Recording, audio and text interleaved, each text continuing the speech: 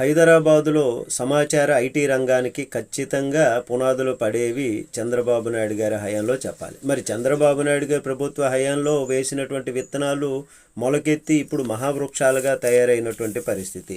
మరి ఆ విధంగా ఎడ్యుకేటెడ్స్ కానీ ఎంప్లాయీస్ కానీ ఆ విధంగా వాళ్ళలో ఆ గౌరవం చంద్రబాబు నాయుడు గారి పైన ఉంది.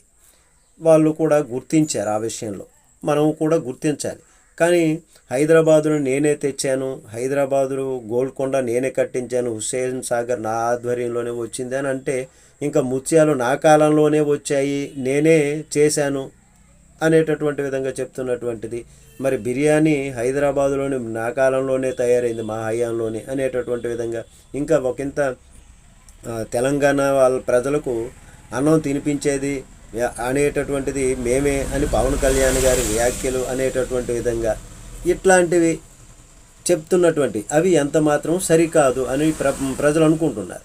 ఇంకా ఇక్కడ బిర్యానీ ఎలాగొచ్చిందంటే మొఘల్స్ డెక్కన్ల పైన దండయాత్రకు వచ్చినప్పుడు అక్కడ డెక్కన్ రాజులు మొఘళ్లకు యుద్ధం తర్వాత డెక్కన్ రాజ్య చెఫ్ హైదరాబాదు డెక్కన్ వంటకాలు కలిపి ఆయన ఫ్యూజన్ అంటారు, అక్కడ బిర్యానీ ఆ తర్వాత తయారైనటువంటిది. ఆ టైంలో వారి కోసం బిర్యానీ వండి పెట్టి చేశారు.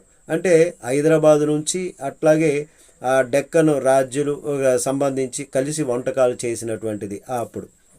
మరి ముత్యాల వ్యాపారంలో ఇరాన్లోని బస్రాలోని అక్కడ జరుగుతూ ఉండేది ముత్యాల వ్యాపారం అప్పుడు. కానీ ఆ తర్వాత బస్రా కొంచెం వీక్ వెనకడుగు అయ్యాక హైదరాబాదులో ముత్యాల వ్యాపారం అయింది. 430 సంవత్సరాల చరిత్ర మరి నా కాలంలోనే జరిగాయి అని అంటాం చంద్రబాబు నాయుడు గారు ఇది కరెక్ట్ కాదు అని చెప్తున్నటువంటి.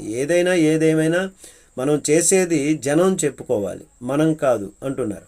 కానీ ఐటీ రంగం సమాచార రంగానికి ఆ విషయంలో అయితే చంద్రబాబు నాయుడు గారు దీనివలన అక్కడ అభివృద్ధి సాధ్యం అంతా అయ్యింది అని చెప్పుకోవచ్చు. కానీ మిగిలిన అంటే అది సరికాదు అంటున్నారు. నమస్తే.